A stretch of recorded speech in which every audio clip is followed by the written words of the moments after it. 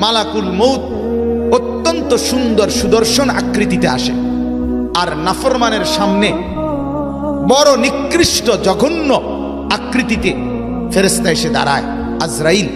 আর একে দেখেই হাদিসে আছে, আমরা কিতাবেও পড়ছি, আত-তাযকিরা কিতাবে, ইব্রাহিম নবী একবার আজরাইলকে বলছিলেন, আমাকে তোমার মন্দ লোক নাফরমানের সামনে তুমি যেভাবে দাঁড়াও মৃত্যুর পূর্ব মুহূর্তে, ওটা আমার একবার দেখাও।